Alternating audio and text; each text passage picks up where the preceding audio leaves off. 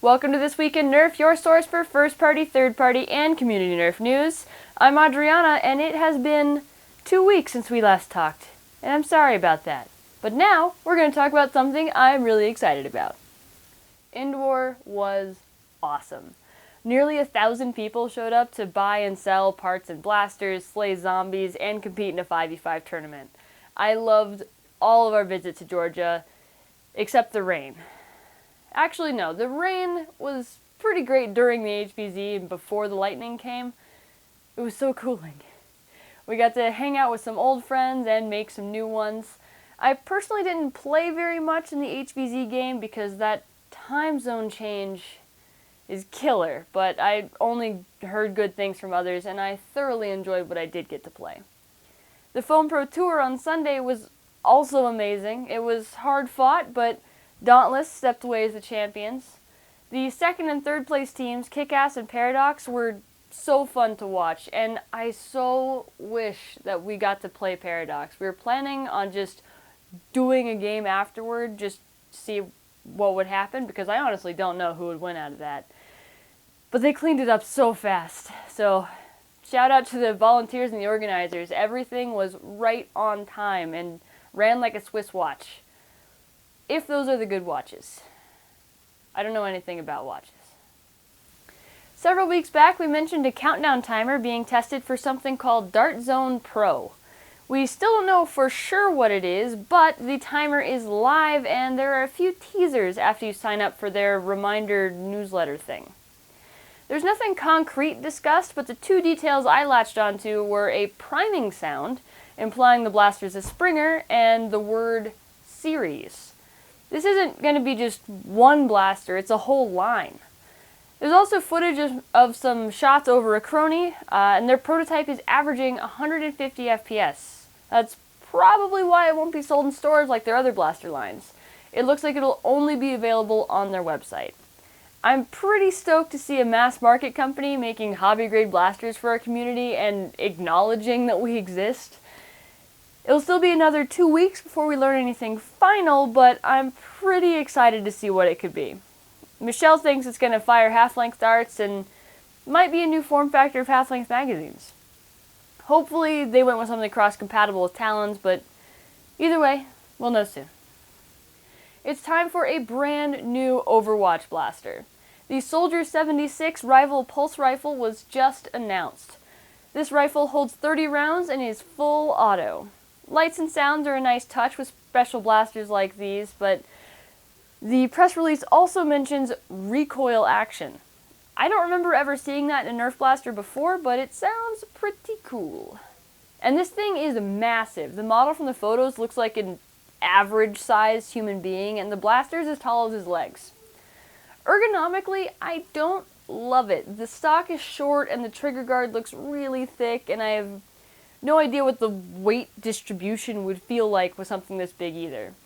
With options like the Nemesis, Prometheus, and soon the Perseus, a 30-round blaster of this size probably isn't meant to be war practical anyway. I'm sure it'll still be excellent for cosplays and displays, and it also comes with a visor so you can really get into character. That also seems massive, but if it fits your head, then it would legitimately be awesome as iPro. This is already available for pre-order on GameStop for a whopping $130. Batteries not included. A couple blasters from the Alpha Strike line have shown up in Hong Kong.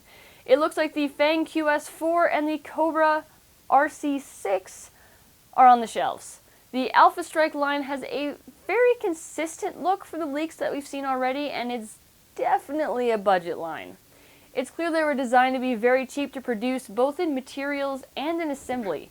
They've all been Springers, so there's no soldering to do, and most of the blaster is just one chunk of skeletonized plastic, which means there aren't 30 more screws than necessary like a lot of the other blasters. I do love that this line does come with more darts than usual.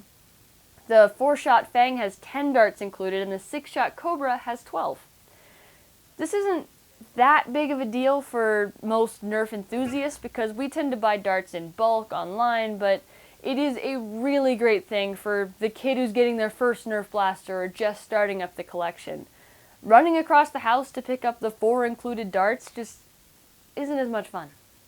Long story short, I think this line is mainly to compete with some of the cheaper brands like Buzzbee and Dart Zone, so I would assume we'll be seeing a decrease in price to match their lower costs. As an aside, I also find it amusing that they have #1 blaster brand plastered all over the boxes. I'm not sure if Hasbro feels threatened by competing brands or if they just look really cheap and people need a reminder. In more new blaster availability news, some more new ones have shown up in the UK. The X-Shot Meteor has been sighted at the Entertainer for £20, and the Trilogy and Percy's have also been sighted over the pond. Those two have shown up at Smyths, or Smiths? I'm not sure how it's pronounced. At the moment, you can still get the Trilogy on their website, but the Percy's looks to be sold out.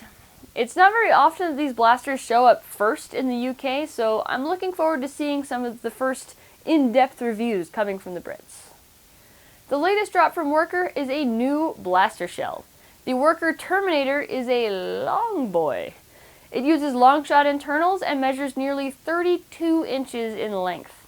Like the previous Worker blasters, it is injection molded in polycarb, but unlike the previous blaster shells, this one is only available in clear.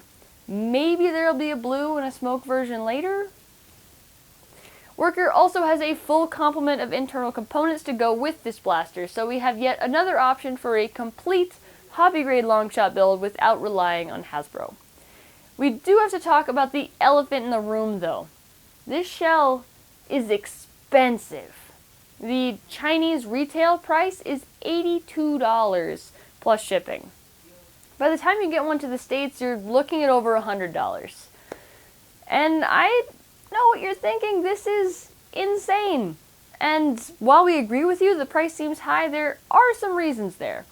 This is the largest shell Worker has done to date, and we know they've been working on this for over a year. The Swordfish, by comparison, went from concept to market in around 4 months. Worker ran into a whole host of problems with this blaster, and likely had to remake molds multiple times, which costs an incredible sum of money. We also believe the shell may have been too large for Worker to mold in-house, so they might have needed to outsource it, which would just compound the cost increases. We're not saying this makes the blaster worth the price, but rather trying to shed some light on why it might have ended up costing so much. Worker believes that it is a premium product and customers will pay the price for the value, so we'll see.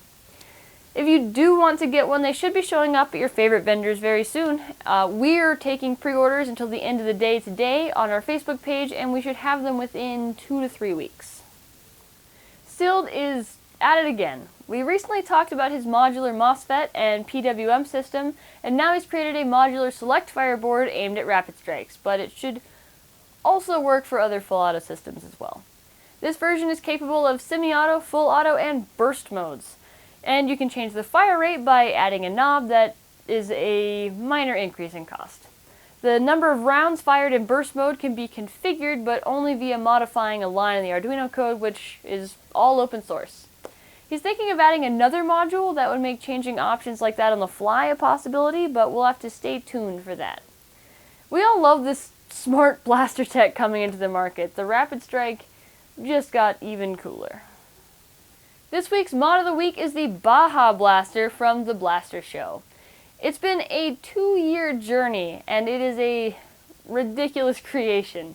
I'm not entirely sure how many blasters are combined to create this beautiful abomination, but I can recognize a Raven, a Swarmfire, and a Rampage. I couldn't tell you how many other blasters have been used for gap filling and completing shapes. It's seriously a marvel. I believe the Raven, Rampage, and Swarmfire can all fire independently, which is insane.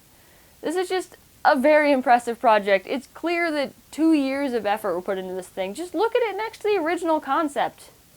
Great work. This week we have a playlist of videos because there are just too many to choose from. Endwar may be over, but all of the Endwar content is just starting. Beret's Endwar vlog is legitimately one of the best vlogs I've ever seen.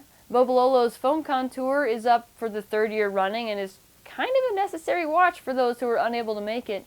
There's a recap video from Mr. Nathan, who's always a pleasure to listen to. Detroit Dart Club made essentially a documentary of his trip, which even includes some footage of yours truly and the winning team. Grab a snack, get comfortable, and throw this playlist on. There's more hours of content to enjoy if you're getting over your post-Endwar depression, or if you just missed the event but want to know what happened. Welcome to the outro. This is me, telling you that I actually did this really quickly today, which is crazy. I never do it this fast. I did good. Good job, me. If you want to see me doing a good job next week, Sunday, 10 a.m. Pacific. I don't know why it's always so hard for me to remember. It's the same time every week. Why can't I remember it? I'm expecting you guys to. But you don't have to. Hit the subscribe button. Good job.